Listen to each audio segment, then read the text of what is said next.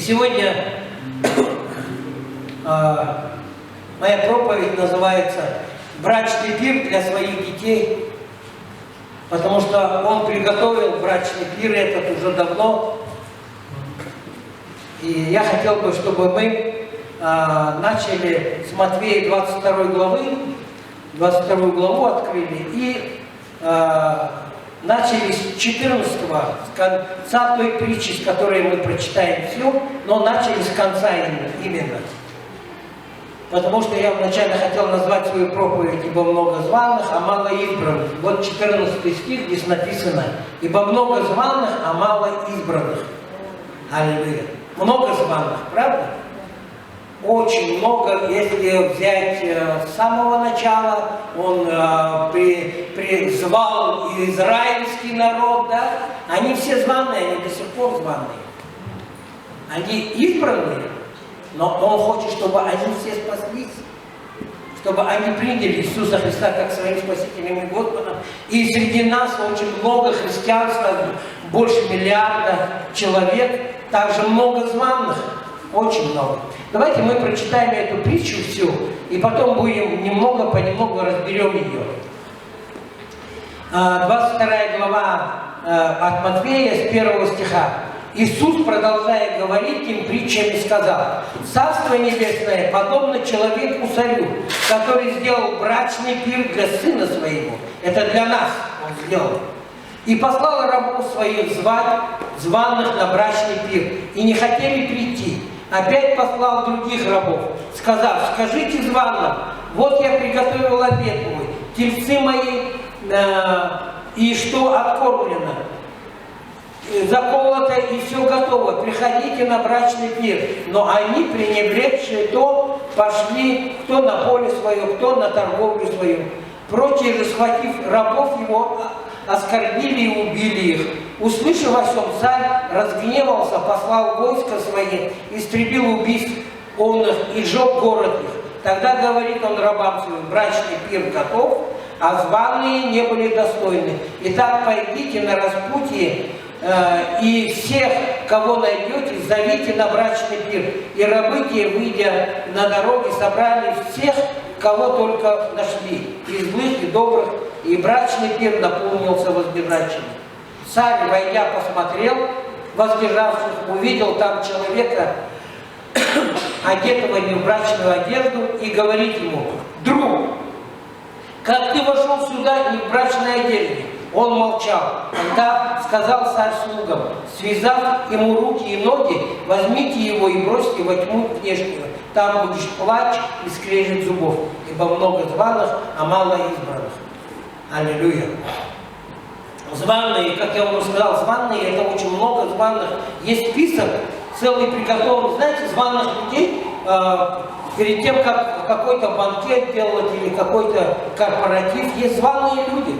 Есть список званых людей, которых пригласят на этот корпоратив или на этот банкет. И все мы записаны, мы все званые. Нас всех Господь уже позвал. И Бог хочет, чтобы мы не только остались зваными.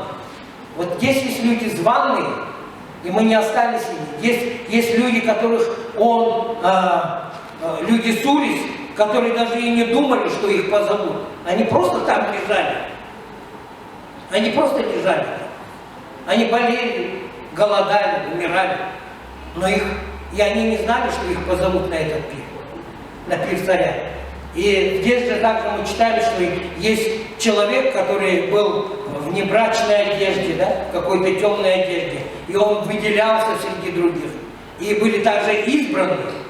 Знаете, званые, вот их проблема, знаете, это вот мнимая независимость от Бога. Званые, они такие. Званый может не прийти. Знаете, вот смотришь по списку, список составлен, по списку смотришь, такого нету. Губернатора не приехал. Такой начальник с МВД не приехал. Они все званые. Но он не приехал. И они смотрят, и многие не приезжают. Потому что это постоянная борьба с Богом. Вот Израиль, если посмотреть Израиль, они званые, но там постоянно идет борьба. Бог их давно уже зовет. Призвал, зовет.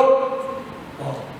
И вот люди, они сами определяют, верить или не верить. Вот людей на улицах спросите, просто пообщайтесь с соседями, где-то в магазинах с людьми пообщайтесь.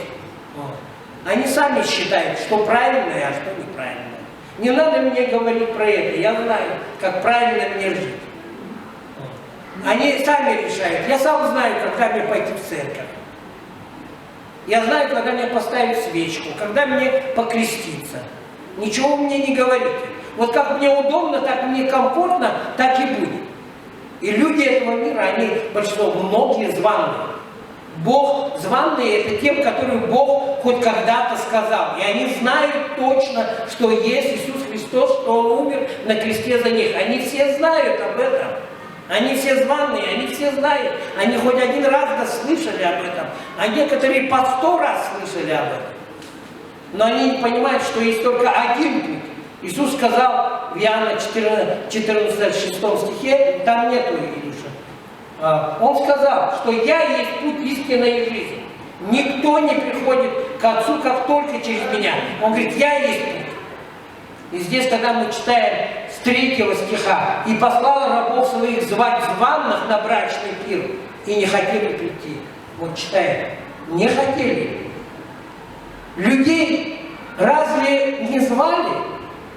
Здесь вот у людей спросите на улице, выйдите вы просто, или пообщайтесь в магазине с людьми, или пообщайтесь со своими соседями. Их всех звали. Они все знают, что Иисус Христос умер 2000 лет назад на кресте. Они все знают. Они все смотрели фильмы, они смотрят это по телевизору. Они читают где-то об этом. Но он им не нужен, потому что у них есть свой план жизни. У каждого человека есть свой план жизни, свой взгляд на жизнь, свои желания, у них свои мнения есть. Среди церкви есть много, очень в церквях очень много есть званых. И просто люди хотят получить благословение, от него получить благословение, но покоряться ему не хотят. Вот почему воскресные собрания, вот я с многими, я учился, когда на пасторских курсах, там 150 пасторов учились. Я с многими с ними общаюсь, поддерживаю связь такую, но плотно, наверное, может, с 5 пасторами плотно общаюсь. Но с некоторыми так. Но большинство, они говорят, церкви полупустые. Они все так говорят. Церкви полупустые. Потому что люди, я говорю, а почему? Они говорят, люди занимаются своими делами. Матвея вот здесь читаем, 4-5 стих. Опять послал других рабов, сказав, скажите званым, вот я приготовил обед мой, тельцы мои, и что откормлено, заколото, все готово, приходите на брачный пир. Но они, пренебрегши то, пошли кто на поле свое, кто на торговлю свою. Вот они прямо говорят, у нас в церкви большинство торгуют. И они в субботу, воскресенье самая торговля. И они торгуют.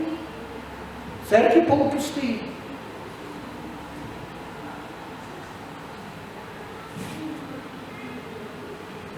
Центр должен быть Иисус Христос по-любому. Один день субботний посвящать Иисусу Христу. Один раз в неделю, разве невозможно? Знаете, сейчас очень модно, так слышишь, очень модно. И я спросил, это только у нас в церкви? Это не только у нас в церкви, оказывается, когда ты с ними общаешься. Если человеку не нравится церкви и не делает так, как он хочет, то он говорит, я пойду в другую церковь. Сейчас церквей много, и он говорит, мне не нравится, вот потому что вы не делаете так, как я хочу. Поэтому я пойду в другую церковь. там меня примут, там мне помажут, там мне дадут служение. И еще я расскажу о вашей церкви, какие вы плохие.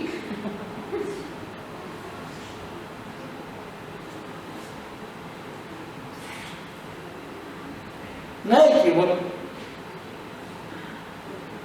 Бог не хочет этого. Бог хочет, чтобы мы в действительности центр всего были Он, Иисус Христос. Чтобы мы не приходили сюда удовлетворять свои желания, какие-то потребности. Вот почему многие церкви бессильны, семьи бессильны, служения бессильны, многие. Они не могут влиять на людей. А Иисус Христос говорит, Он говорит в Матфея 22 главе, 37 стих. Там может и не быть, но посмотрим. Да, вот есть, кажется. Он говорит, да, возлюби Господа Бога твоим всем сердцем твоим, и всей душою твою, и всем разумением твоим. Меньшее его не устраивает. Вы слышите, дорогие, меньшее его не устраивает. Слышите? Слышите? Меньшее его не устраивает. Надо всем сердцем, написано, всем сердцем, это первая заповедь. Всем сердцем меньшее не может его устроить, наполовину его не может устроить. Всем сердцем нужно возлюбить. И тогда у нас будут приоритеты. Мы ясно, четко будем понимать. Даже если нам будет трудно, даже если нам семью нечего будет кормить, Бог позаботится. Он по-любому даст тебе момент, время, когда торговать, когда заниматься этим делом. Знаете, вот и эти многие званые церкви, вот как общаясь с ними, мы также смотрим, все так похоже, и вы не думаете, что в другой церкви будет хорошо, найдете там убежище какое-то или еще. Если это Бог не сказал, если Бог это сказал, вы можете это смело делать, и вы будете благословенно служить там. Если Бог сказал, если это четко. Но это также будет не так. Вот я пошел и все, на всех обиделся. Это благословение пастора, отсюда ты выходишь, и туда приходишь, тебя там благословляют. И пастора между собой разговаривают. И тогда ты благословенно будешь служить. Это правильная передача, христианская, праведная передача этого человека. И тогда он будет благословен в другой церкви. И вот, когда начинаешь таких званых обличать, здесь в 6 стихе написано, прочие же, схватив рабов его, оскорбили и убили их. Словами просто убивают, если даже начинаешь их обличать. Только ты начинаешь говорить какой-то противовес того, что говорит Слово Божье, то этот человек становится агрессивным, сразу же не трогайте меня, потому что это ему мешает, потому что ему так неудобно, потому что он хочет, чтобы как было по ему. Знаете, очень многие отвечают на призыв, многие приходят, и я хочу, чтобы вы каждый могли, вы точно знаете, 100%, вы знаете, Бог знает, и вы знаете. Вы просто званые? Или вы избранные здесь? Вы точно 100% знаете. Вам не надо даже, я не знаю, например. Я не могу сказать, вот это званое, вот это не званое. Или этот званый, это не званый. Я вообще не берусь за это браться, потому что это страшно. Потому что это не моя работа, это работа Духа Святого. Но мы каждый знаем, мы званые или мы избранные. Вы знаете, что званые, я вам уже сказал, да? Это он всех позвал. Есть список, он всех позвал. Но избранные – это те, которые побеждают каждый день. Трудности проходят. Какие-то передряги, они победители. Проходят, вроде в яме сидит, проходя долину смертной тени. Тяжело. Айка, тяжело, Но они проходят во имя Иисуса, поднимаются и побеждают. И побеждают. Потому что Иисус Христос сказал, я дам таким победителям сесть Где? По правую руку мою. Вы будете там сидеть, потому что я с отцом там сижу. Победители там сидят. Не званые, а избранные там сидят. Которые побеждают, проходя эти трудности, эти передряги, эти проблемы. Вот. Матвея 22 глава и 8 по 10 почитаем. Тогда говорит он рабам своим: брачный пир готов, а званые не были достойны.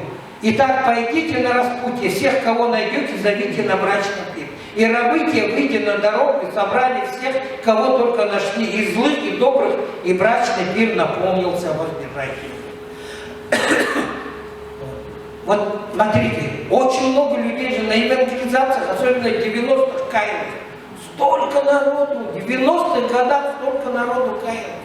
Церкви просто наполнялись битком, потому что был призыв. Люди каялись на евангелизациях, на благовестии. И сейчас где-то кто-то продолжается.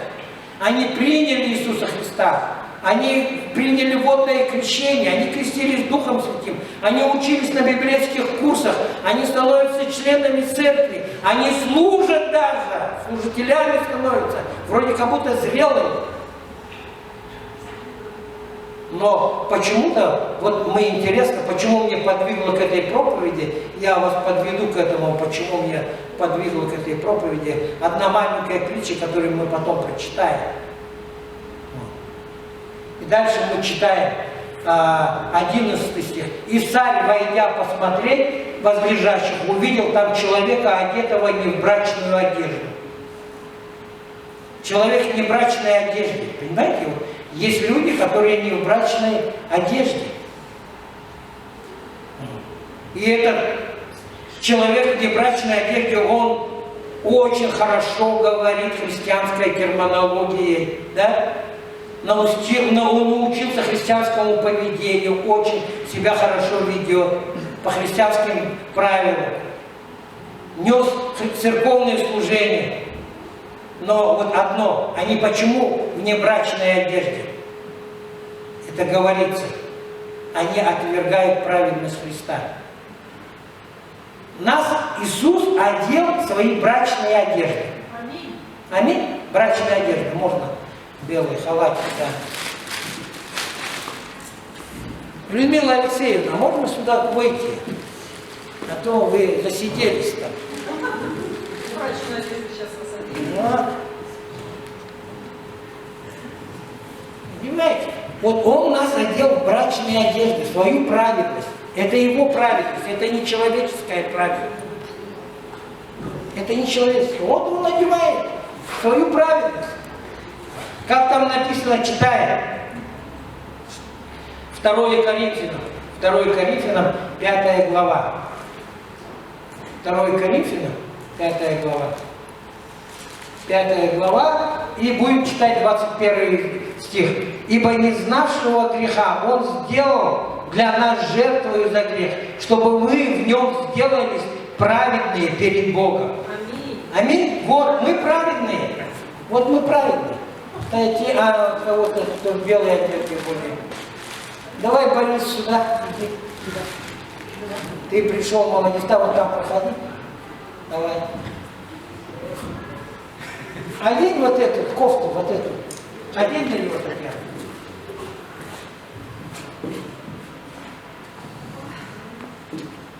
Нет, снять кофту надо. Ну снимай, ну так одевай. Ничего. Подъяву. Не прямо, сюда стой. Стой здесь. Стой здесь. Смотрите. Вот эта самоправедность человеческая, она как запачканная одежда. Вот, смотрите, вот так мы все ходили. Вот так мы все жили. Вот это одежда. И мы ходим.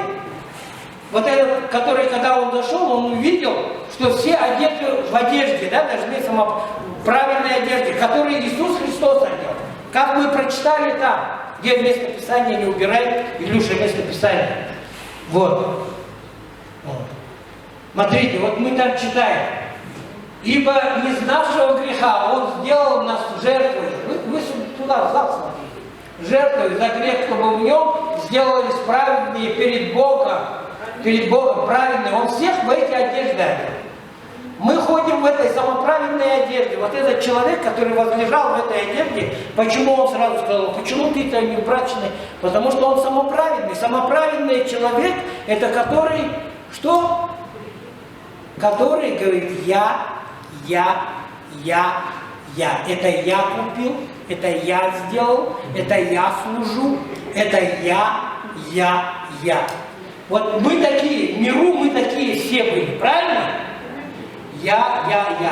Вот дальше 1 Коринфянам, открывай 1 Коринфянам 1 глава. 1 Коринфянам 1 глава. И там читаем с 30 стиха.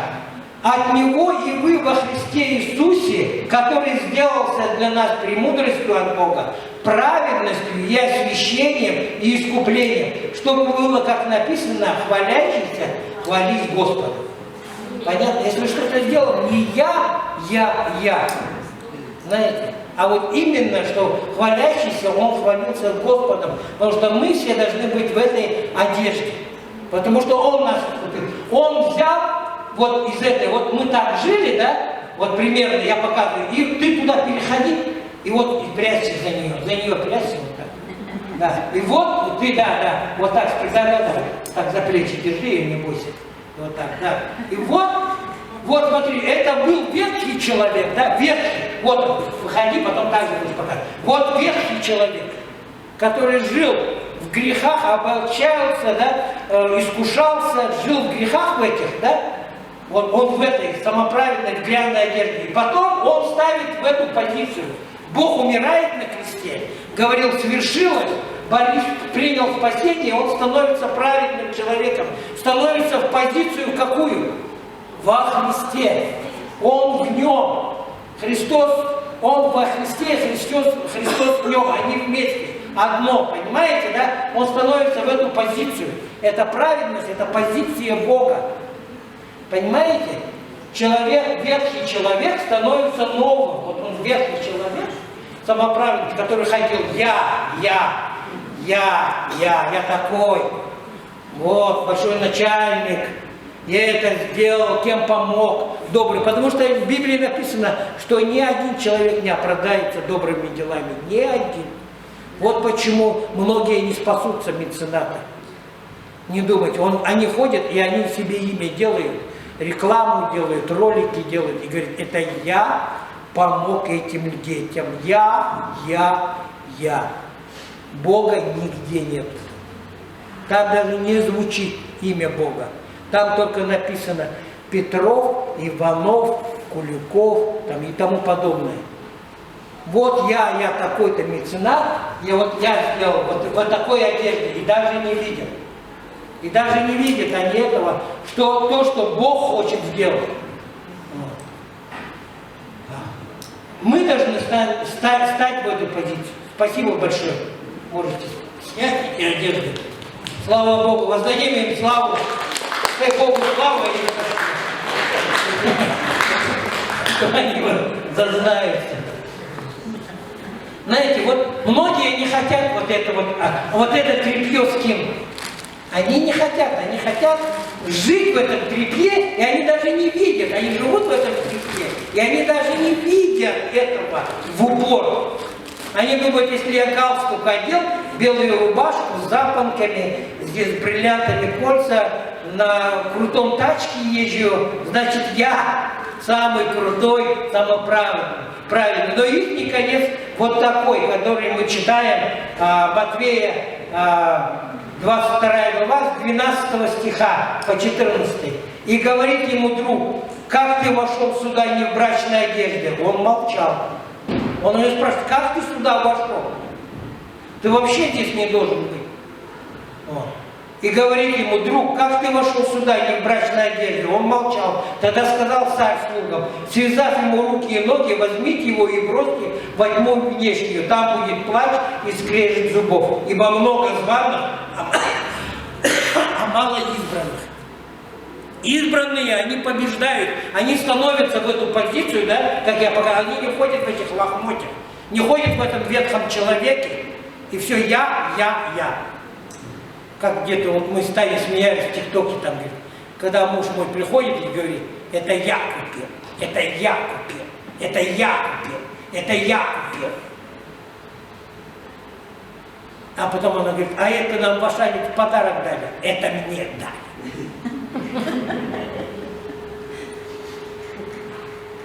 Ты замечал, Татьяна, и поначалу я тоже так же говорил, да, это я купил, это я сделал. У нас в семье тоже так же было. Потом ты понимаешь, что это все от Бога, это не я, это все от Бога. Мы Ему славу должны воздавать, и детей должны учить. Это Бог нам дал. Все нам Боженька дает это. Бог, слава Богу, без Бога мы ничто. Мы должны хвалиться Богом, а не я.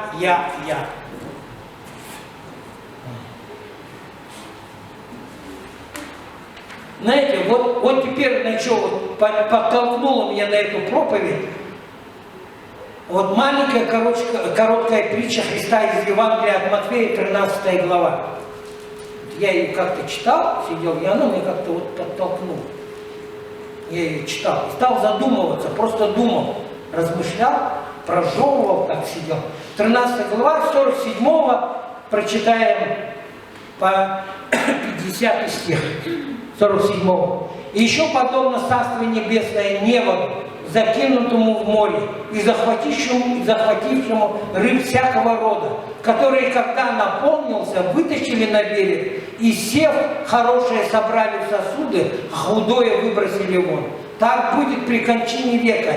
Изудут ангелы и отделят злых среди праведных, и вернут их в печь огненную, там будет плач и скрежет слюбов. Знаешь, это огромный тральщик, небо, который уже закинут в этот мир, и этот тральщик, он тянет в этих сетях, мы все в эту неводь попали. Мы все попали в эту неводь. И эти сортировщики, ангелы, представляете? Вы видели трал рыболовный, какой огромный был есть? Видели? Иностранные, не наши, советские или российские. Огромные. Посмотрите, как-то вот есть передачи хорошие про географию, там, про этих всяких. Вот. И там огромный трал, когда идет, и он этот невод тянет, тральщик, он так и называется тральщик. Есть тральщик минный, военный, который вот так тянет тоже, и эти подводные мины взрывает, чтобы на них корабли не взорвались. И вот этот огромный тральщик идет, его тут вытаскивает наверх этот невод, и там рыбы, ой, столько рыбы. А потом она, когда попадает на это, у них прямо завод на этом огромном тральщике, и на этом заводе они перебирают эту рыбу. Вы видели, как они это быстро делают? Хорошую сюда, худую сюда. Там написано же так, да? Худую рыбу. Вон, хорошую рыбу куда? Сосуды. Хорошую рыбу сосуды. И ангелы будут сидеть так.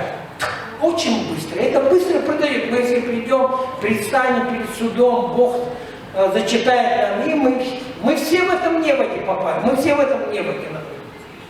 Аллилуйя. Сколько видов рыб там? Вот видов. Вообще много видов рыб.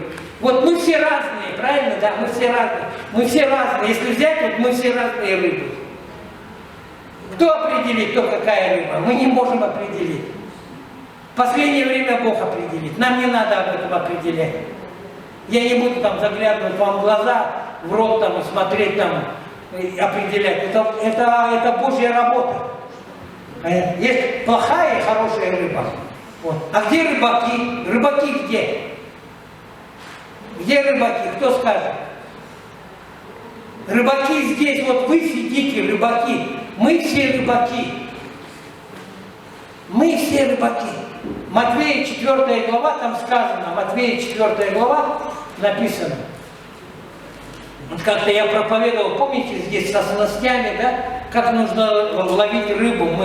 Потому что мы все, и он всем нам сказал, когда мы спаслись, и он говорит, Матвея 4 глава, 19 стих, и говорит, идите за мной, я сделаю вас ловцами человеков. Вот почему мы все рыбаки, мы все участвуем в этой огромной рыбалке. как лично, так же и неводом. Понимаете? Все встаньте. Вот так, как возможно, соединитесь руками. Соединитесь руками. Соединитесь. Вот, молодцы. Соединяйтесь. Вот, молодцы. Вот это неводь, вот в эту неводь, вот когда мы участвуем в этой рыбалке, вот это неводь. И в эти ячейки попадает эта рыба, проходит через эти. И мы-то не знаем, потом эту рыбу-то отбирать будут ангелы. Но мы их приводим, и в церквях есть люди, всяко разные, мы их не ловим, мы их не пытаемся, у нас нету службы безопасности еще, у нас нету, мы церковь, мы семья Божья. Нам не надо этим заниматься, понимаете, да?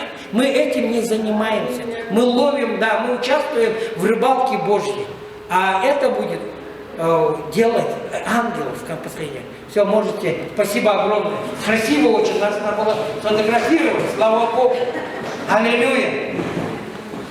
Вот из этого мира мы вылавливаем этим неводом, мы все участвуем как церковь, мы как рыбаки, удочкой рыбачим, и этим неводом мы ловим, а потом ангелы будут это сортировать. Дух хочет, чтобы мы могли проанализировать свою жизнь в действительности, приготовиться к этому последнему времени, к этому брачному пиру. Пиру уже идет, столы накрыты, вы каждый раз приходите, вкушаете это, слушаете проповеди через интернет, слушаете наставления какие-то. Аллилуйя. И поэтому мы сегодня посмотрим на некоторых рыбок очень внимательно. Вот сейчас внимательно будьте, не ходите. Очень будьте внимательны. Вы, может, узнаете себя в этих рыбках. Очень интересно будет сейчас. Вы сейчас посмотрите этих рыбок. И вы, может быть, узнаете, и вы, может, захотите исправиться. Потому что это все возможно с Богом. Аминь. Потому что мы можем попасть в это число. Первая рыбка. Можно первую рыбку? Вот знаете, какая рыбка есть? Павлин. Слышали? Рыбка павлин. Когда-нибудь видели рыбку павлин? Гордыня. Да? Гордыня она такая. Гордость — это первый самый грех. Вы помните, это самый первый грех какой? Это гордость. Люцифер возгордился, хотел стать как Бог, и он был сброшен. Сброшен вниз. Это вот люди, которые выставляют, когда мы говорили, это самоправедность, люди, которые выставляют свою набожность, духовность на показ. Такие люди всегда существуют, всегда. Но всегда есть шанс исправиться, всегда. Во Христе всегда есть шанс исправиться. Если мы находим это, то мы можем исправиться. Матвея 6 главу. Можно Матвея 6 глава, 2 стих. 2 стих. Здесь написано, вот. Итак, когда творишь милостыню, не труби перед собою, как делают лицемеры в синагогах, на улицах, чтобы прославляли их люди. Истинно говорю вам, они уже получают награду свою. Видите, да? Когда занимаются милостью, меценатством, помогают где-то, они говорят, вот я, только о себе и говорят. Но про Бога вообще ничего не говорят. И так много делается, столько дел добрых, и они думают, они спасутся. Но в Библии ясно, четко написано, ни один человек не спасется добрыми делами. Только через веру в Иисуса Христа, через Его благодать, через Его подарок мы можем спастись. Когда мы принимаем Его. 5, здесь же 5 стих, 6 глава, 5 стих. И когда молишься, не будь как лицемеры, которые любят в синагогах и на углах, останавливаясь молиться, чтобы показаться перед людьми, истинно говорю вам, что они уже получают награду свою. Вот покажи еще раз эту рыбку. Какая она красивая, да? Рыба павлин. Какая она красивая. Сколько красивых таких людей. На сцене, на телевидении, в церквях. Вторую, давайте рыбу посмотрим. Рыба вторая. Ложь. Рыба головастая. ложь. Второзаконие, можно местописательное, Второзаконие прочитаем. Второзаконие, 4 глава, потом картинку потом вернешь, красивая картинка. Второзаконие, 4 глава. 4 глава, 1-2 стих. «Итак, Израиль, слушай постановления и законы, которые я научаю вас исполнять, дабы вы были живы и пошли и наследовали ту землю, которую Господь Бог отцов ваших дает вам. Не прибавляйте к тому, что я заповедую вам, и не убавляйте от того, что соблюдает заповеди Господа, Бога вашего, которые я вам заповедую». Вот верни туда обратно. Вот такие головастенькие, но с малюсенькими очами сердца. Вы помните, да? «Просвети очи сердца моего, дабы кого познавать? Бога познавать, а не чтобы в Библию переделывать или своими словами ее рассказывать». Знаете? У таких людей вот, просто мозги зудят, вот что-то вот такое новенького, хорошенького. Видели в интернете сейчас сколько новенького, хорошенького? Ой, столько много. И столько людей уводят. И люди уходят не тысячами, миллионами уходят в сторону, в учение, верить в это. Потому что люди что-то прибавили, что-то убавили. Вот. И такие люди, где будет, лжецы где будут гореть?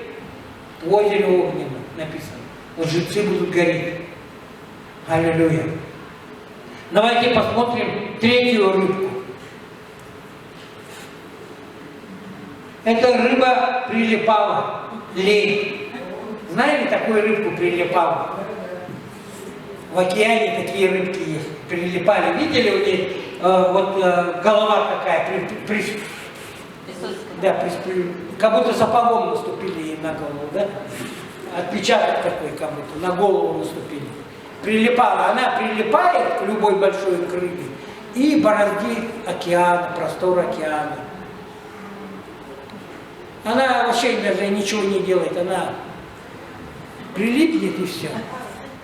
И бороздит простор океана, кушает, рот откроет, что ей попадет. Это лень, понимаете, лень. Когда мы ничего не хотим делать. Ничего не хотим. Для Царства Божьего, да, говорится о Царстве Божьем, мы ничего не хотим делать. Царстве Божьем. Царстве Божьем. Давайте откроем Матфея. Вот они знамениты чем? Что они ничего не хотят делать. Они знаменитые очень. Матфея 25 глава. Матфея 25 глава.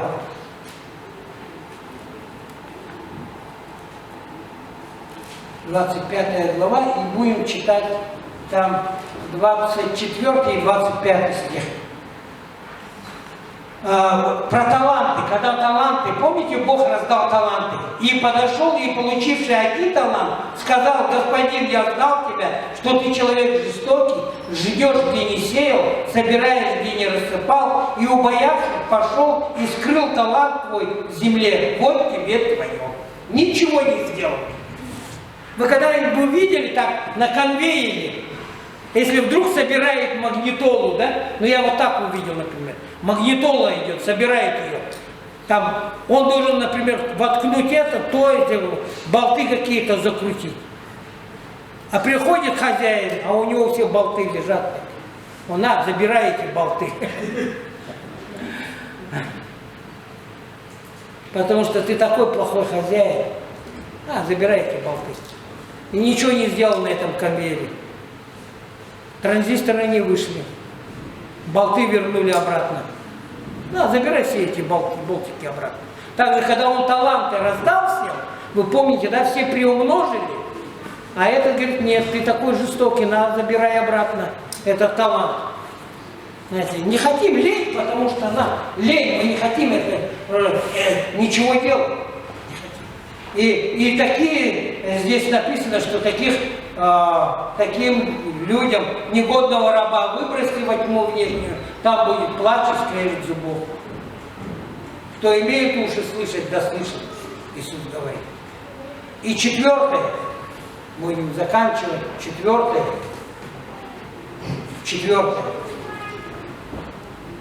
Это суета, богатство. Рыба-хищник, такой Голиаф. Видели такую рыбу? Голиаф. Нет. Он огромный, до 2 метров доходит. Жрет, ой-ой-ой. Вообще, вот это суета. И мы прочитаем Луки 14. Эту же историю прочитаем. Здесь просто более интересно, так хорошо написано. Луки, это же история 14 глава. И мы ее прочитаем 16 стиха. Здесь очень хорошо. Вот эта суета, богатство, оно настолько захватывает. И здесь написано 16 стиха. Он же сказал ему, один человек сделал большой ужин, звал многих. И когда наступило время ужина, послал раба своего сказать с вами, идите, ибо уже все готово. И начали все, как бы сговорившись, извиняться. Вы слышали такое? Люди часто очень извиняются. Все время говорят так, когда зовешь в церковь. Пойдем в церковь. Приходи к Господу. Приходи к Господу, Господь что-то сделает. И вот они начали как бы извиняться. И первый сказал ему, я купил землю, мне нужно пойти посмотреть ее. Ну, богатства надо, богатства больше, земли, квартир. Сейчас же так много богатства, квартиры строить, дачу, и это, еще это построить надо успеть, и детям, и внукам, и давай. И смотрим, раз одного перегрызли, своего родственника загрызли. Вы слышали, что родственники друг друга грызут из-за богатства? Съедают, как хищники, из-за богатства, съедают своих родненьких, своих сладеньких детей, или дети своих стареньких родителей, бабушек. Слышишь эти истории, удивляешься, думаешь, вот что без Бога можно делать. Просто взяли, и перекусили, все, Голиаф. Здоровый, огроменный Голиаф, раз, и все съел этих стареньких людей. И смотришь, они дальше живут, припеваючи, еще обогатились. И начали все как бы сговорившись, все сговорились кому-то извиняться. Первый сказал ему, я купил землю, мне нужно пойти посмотреть его, прошу тебя, извини меня. Другой сказал, я купил 5 пар волов, иду испытать их, прошу тебя, извините меня. Третий сказал, я женился и поэтому не могу прийти. И у нас все время вот такие отговорки. И потом смотрим, или, знаете, я такую историю слышал, это правдивая история. В одной церкви, это в 90-х годах, нам пастор рассказывал, у них в церкви был брат, он очень хорошо служил, чудесным образом служил, и они решили его поощрить. Просто вот так решили. Им кто-то в церковь пожертвовал «Жигули» шестерку. Хорошая машина, шестерочка. Хорошая была. Это 90-е, начало 90-х. И они решили дать ему за то, что он так хорошо служил. И они ему дали эту машину. Потом они заметили, что он не стал на лидерские ходить. Потом он за церковь не стал ходить. Потом бросил все служение. Потому что машина ему стала идолом. Он в гараже, потому что машина «Жигули», она требует ремонта. Это же машина советская. Ее нужно ремонтировать, под нее ложиться, делать, бегать, на нее нужно покупать запчасти.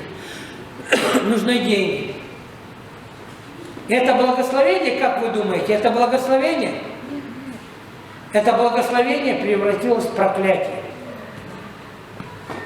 Вот у нас мы должны быть такими мудрыми, в последнее время не быть вот такими рыбами, мы должны, чтобы это благословение, которое Бог нам дал, одел в эти одежды праведности, нас одел, нас искупил, нас благословил со всех сторон, нас исцелил, освободил. Чтобы это благословение не стало проклятием, оно может стать проклятием. Вы слышали многозванных? Очень много званных. Вы слышали, что можно стать человек, который оделся в свою одежду. Самоправедность. Незаметно вроде раз, и одеться можно в одежду самоправедности. Сбросив одежды праведности Иисуса Христа, одеться в одежду самоправедности и все время говорит: я, вы меня не заметили, вы меня не любите, вы меня не погладили, я здесь служил, я здесь и одежда самоправедности мы можем в этих лохмотьях, и мы можем прийти и сказать: Господь, мы там сидеть, и когда этот тральщик пойдет, и ангелы начнут скидывать эти рыбы, то ты скажешь: как? Как ты не в той одежде, ты самоправедный. Как? Нам нужно задуматься, каждому задуматься, это не того, чтобы себя вогнать, а просто помолиться Богу, увидеть Бога, и чтобы Бог вам мог сказать каждому из нас, в том числе мне в первую очередь, сказать это проповедь, прежде всего, которую я пропускаю через себя, не искать кого-то, а смотреть на себя, вникая в себя и в Писание, так поступая, себя спасешь, и потом слушай еще. Что я могу своим детям дать, если я сам слепой или я сам хромой? Если мои кривизны не выпрямляются, что я могу своим детям дать? Что я им могу наставить? Если я все время говорю я. У нас должен быть Господь первый. Вот. И закончить я хотел бы этим местописанием Матвея 6 глава, 33 стих. 33 стих, Матвея 6 глава. Матвея 6 глава, 33 стих. Ищите прежде Царствие Божие и правды Его, и это все приложится вам. Все остальное приложится. Не надо нам напрягаться, думать, что нам есть, что нам пить. Когда мы пойдем, куда мы побежим, где мы будем стоять, когда мы будем торговать, что мы будем делать. Прежде всего искать Бога. Если мы Его найдем, Бога, если мы будем в этой одежде праведности, то Бог за нас будет побороть противников, Он нас будет обеспечивать. Только Он, не мы себя это. Если мы даже сами себя обеспечим, этот мир сам себя обеспечивает, эти люди богатые обеспечивают, но они не знают, какой у них конец. Печальный конец их ожидает. И мы должны задуматься об этом, думать, размышлять об этом, сказать: Господь, я хочу, чтобы Ты Бог направлял мою жизнь, искать Тебя прежде всего. Аллилуйя! Аллилуйя! Давайте мы встанем, помолимся. Аллилуйя! Аллилуйя, Отец Небесный, Господь, во имя Иисуса мы молимся Тебе, Господь. Аллилуйя, Господь, Ты уже давно накрыл столы, Господь. Эти столы накрыты, этот пир, он идет, Господь. Эти брачный пир, Господь, во имя Иисуса, он идет. Ты накрыл эти столы, Господь. Дай нам вкушать с этих столов. Не где-то вкушать, где накрыты столы какие-то человеческого, Господь, человеческих каких-то разумений, откровений, но Божьих откровений, Господь. Божьих откровений, чтобы мы могли понимать, Господь, что настает последнее время, оно настолько близко, во имя Иисуса Христа, что мы даже не понимаем, Господь, мы стоим, Господь, перед самым концом, Господь, во имя Иисуса Христа, аллилуйя, чтобы мы могли исправить эти кривизны, выправились, чтобы хромлющее могло, Господь, исцелиться, Господь, чтобы, Господь, цепи этого греха были разбиты именем Иисуса Христа, аллилуйя, чтобы мы, Господи, чтобы очи сердца нашего, они просветились, и мы познали Тебя больше, Твое величие, Твое могущество, и могли воздать Тебе силу и славу, Господь, во имя Иисуса Христа. Мы благодарим и славим Тебя, великий Бог. Будь прославлен и будь возвеличен во всем. Во имя Иисуса благодарим и славим Тебя, Господь, во имя Иисуса. Аллилуйя. Аллилуйя. Вы, наверное, вот сейчас много смотрите, слышите много, потому что ящик много говорит. Вот. Но мы больше должны слышать Бога. Не ящики, а слышать Бога слышать. И в последнее время настолько близко. Знаете, они уже наши готовятся к войне.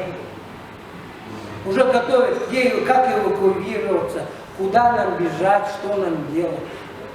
Уже, вы слышите, они нас готовят к войне. Куда бежать? А мы должны слышать Бога. Куда нам бежать? Куда нам бежать? Как только не к Богу. Все равно не спасемся ни в каком убежище. От ядерной этой войны нигде нет спасения. Спасение только в Боге. Только в Боге. Единственное спасение, убежище наше, это Бог. Наша крепость, это Бог. Наше убежище. Праведник убегает в башню и спасается там. Только в Боге мы спасем свои души. Аллилуйя. А можно прославляющие видите, да? Мы еще что-то будем делать. Садитесь, пожалуйста, еще что-то будем делать. Можно, да. И мы к этому последнему времени, особенно Петр поставили здесь, мы сейчас собираем, будем каждое воскресенье собираем. В то воскресенье мы собрали, также мы будем делать социальную работу для промышленного округе, для многодетных семей, которые малоимущие семьи. Мы как-то делали, помните,